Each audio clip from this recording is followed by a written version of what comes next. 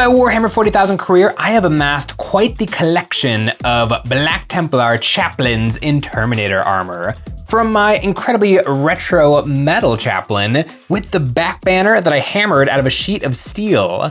I don't know why I made it out of steel, but it eventually turned out. Then I've got my squatty Space Marine chaplain in Terminator armor. I love this guy. I love that he has a mile of parchment hanging between his legs. And the little bit of object source lighting I did on his face kind of gives him blush anime uwu cheeks, and that's just really funny to me.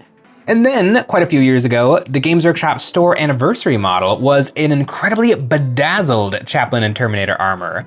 I tried so hard on this guy's paint job, and I love him. Now, all of these fellas are currently out of production on the Games Workshop web store because Games Workshop has revamped the Terminators. Kind of a soft revamp. Games Workshop made the Terminators bigger, sharper, just a little tiny bit more detailed, and just all around better. I love the new Terminator box. I have put together 3 boxes of these suckers, and I want to give one more try to the Chaplain in Terminator armor. I want to make one, but I'm not a huge fan of the one that Games Workshop made. He's a little bit lame, in my opinion, so I'm gonna take one of the fellas in this box and try to make my own. The Terminator box, one of the best revamps Games Workshop has ever done. No changes, no newfangled Call 10th edition guns, just taking everything that was and making it crisper and cleaner. Looking through the instruction sheet, there are 5 wonderful poses to pick from, but I'm not gonna worry too hard about the pose. Termies are actually really easy to change up. I started slicing off the bits. Terminators are incredibly big, which makes them incredibly easy to clean up. With all my parts, it's time to settle on a pose, and first I'm gonna need to see the base so I can make sure that the pose perfectly matches the base. For my Templars, I use a combination of pine bark nuggets and cork to make up a dry desert cliff. I found a nugget that I like, and I filled in the rest of the base with some 1/4-inch cork. Now I can see how my legs are working with this landscape. His back leg is looking good, but I'll have to bump up his hips to give him some more height. I drilled a hole in his leg and then mirrored this on his hip, and I slid a piece of 1mm brass rod and stuck them together. Now to get his other leg up on this rock. I had to cut his leg in half. I used my little jewelry saw for this, and once it was in 2 parts, I sanded it smooth. This let me give his leg a little extra bend. Then I did the same thing, pinning his leg to his hip, so I had a little bit more wiggle room to get his pose perfect. Now that I know he fits, I can finish up the base. I used some 1/8-inch cork to get the base a little bit more irregular, and then I mixed up some milliput to smooth out the ground. I like to use the milliput to blend the cork and the bark onto the base to help blend the 2 materials together. I grabbed a few skulls from the Citadel Skulls box to add a couple of friends hanging out under his legs, and then I finished it off with some wood glue and a sprinkling of small pebbles, medium grit sand, and fine grained sand. Now his legs are looking a little bare. I could glue on the Games Workshop shin bits, but I have some others that are much more regal and special to make this chaplain feel unique. Now for the body. Terminator bodies are keyed into the legs, but if you sand down that key, you can pose them however you want. I want my guy looking over his right leg in a power pose. Now for his weapon options. The chaplain must carry a Crozius, but in his offhand, I can have either a Stormbolter or a Storm Shield. I have a soft spot for the Stormbolter, so I gotta give him one of those. I drilled out the gun barrels to make it look nice. And before I get these arms on, I want to bedazzle his front. I found this lovely little necklace and chain, and also this is a good idea before I get the arms on to clean up his groin area. I stuck on some sculpting putty into the gaps, and I did my best to sculpt the undersuit ribbing, but I don't really have to get this perfect because I have a lot more bits. I glued some special hip guards over his legs, and I put a sacred tome hanging off his belt, and on his backside, a little lantern. Now I think the body is looking bedazzled, I can put on his arms. I have this straight arm that is a perfect proxy for a Terminator's big robotic arm, and this will let me get the exact pose I want on his command staff. Hanging menacingly off to his left as he presents his Stormbolter, ready to survey the battlefield and drive his battle brothers to even greater feats of righteous anger. Now for a face. Chaplains wear skull helms representing the face of the Corpse Emperor, and so I have this Techno Skull Helm, which perfectly tucks into the front of the Terminator's plate armor. Now my fella is feeling downright aggressive, and I have an idea for the shoulders, and this might be sacrilege, but I'm gonna carve off the Crux Terminatus. I know this is blasphemy, but I wanna do it. It'll be worth it later. And as the cherry on top, I glued on a back banner. You know a character is important when they have a little flag on their heads. Looking over my custom character, I love his gothic decorations, and I think he can use one more. I took another chest decoration and stole the little shield. My chaplain is so important, he gets 2 of these. That is a mean looking chaplain, and you might have noticed me using all sorts of extra decorations to take this sucker over the top. Those bits are from today's sponsor, Grey Tide Studios. Grey Tide Studios, makers of incredibly awesome bits, have some fresh arms and armaments coming to their My Mini Factory store with the Eternal Crusaders Big Armor Pack. This set is for the lovers of big chunky armor and includes over 100 new bits to splash out on your favorite power armor boys. These zealous bits include tons of medieval helmets with a sci-fi flair, big shoulder pads dripping with zealous decorations, heavy weapons galore with techno swords, axes, hammers, gauntlets, vicious blades, titanic flamethrowers, and of course, missile launchers. And this pack is not just weapons, it comes with a variety of heavy arms, letting you get exactly the poses you want, banners and shields to give some veterans extra righteous zeal, and tons of decorations so no two miniatures ever have to look the same.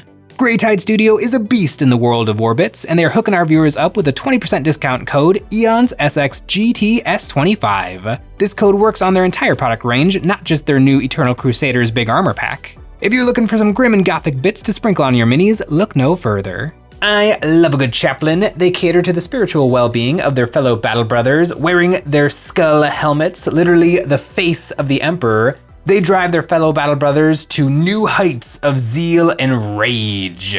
And they look really cool in Terminator armor. If you're a Black Templar player like myself, the chaplains also take on all the roles typically given to the librarians of the chapter. Black Templar don't like librarians, and I am happy to not have any of those in my army, but instead having lots and lots of chaplains. My little chaplain is ready for painting. I gave him a black prime and then a zenithal from above of white paint. Now for the base coats. For my patented Templars blend, it's a combination of Games Workshop Black Templar, Leviathan Blue, and Lamian Medium. I worked this onto the model section by section, flooding it on and then giving it time to settle and flow nicely so that the model was given some color and contrast.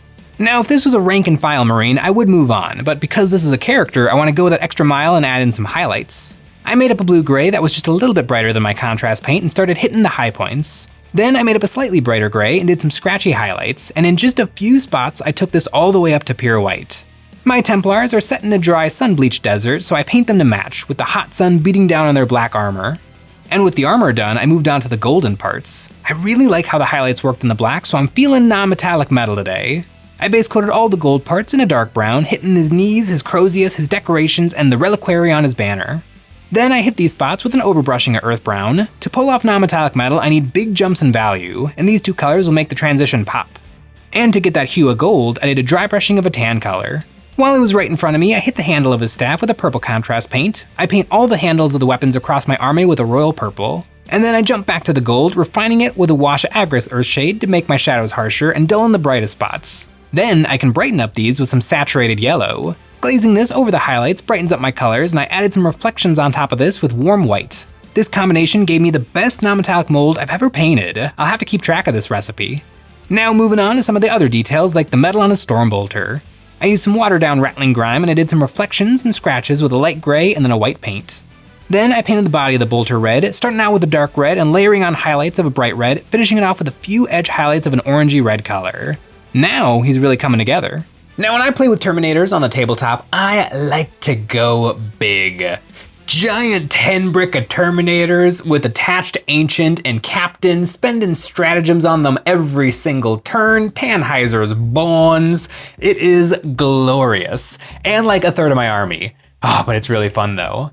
With an interesting little unit though, like Chaplain and Terminator armor, it's making me think maybe being a little bit more conservative is better.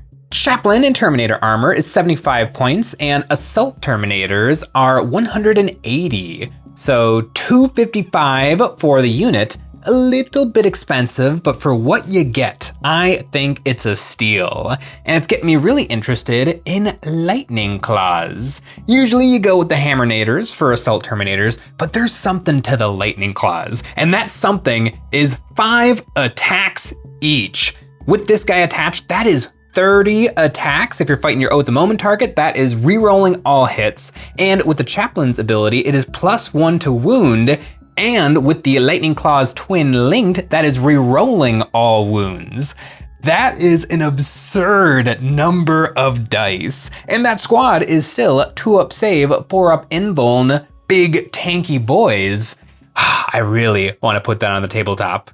But I really don't want to buy the current Assault Terminator kit from Games Workshop. Games Workshop, please, pretty please, make a new box of Assault Terminators. I'll buy it. I'll buy it immediately.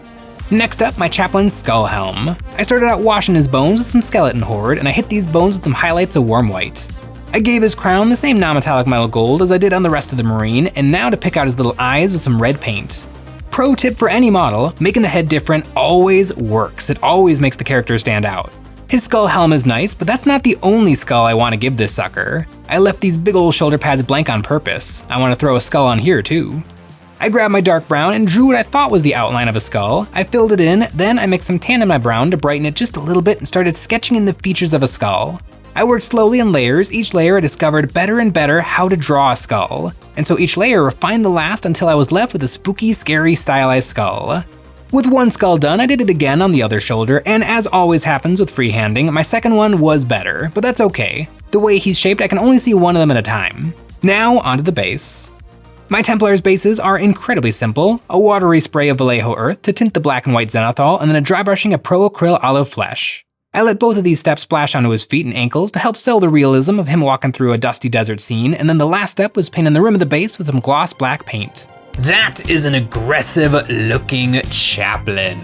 My favorite part of this guy is how shown off that Terminator armor is. The silhouette really shines through. Unlike a couple of my other chaplains in Terminator armor, the important part shines through. That Terminator plate is a holy relic of the chapter, and that is what's important. All of the accoutrement, the decoration, the guy inside, he's just borrowing it.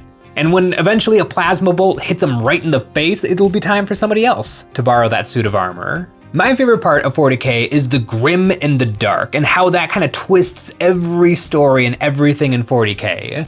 The chaplains are a very important asset to the Space Marines. One chaplain is assigned to every Space Marine company, and they are a really important resource for Space Marines who are having any sort of problems to be able to go to them and to get some spiritual guidance. But the chaplains are also the thought police, keeping an eye on all the different battle brothers and reporting back any malfeasance to the Reclusiarch or the chapter master. That's 40k in a nutshell. Everything being cool and awesome, but at the same time being awful and horrible. And I feel like the chaplains are a perfect example of that. Oh, I like this guy a lot. And now he just needs to lead some Terminators, and I have plenty of Terminators for him to lead. But I don't own any Assault Terminators. I might have to fix that soon. Don't forget about Grey Tide Studios if you're looking for some awesome bits. I hope you guys enjoyed the video, and as always, thanks for watching.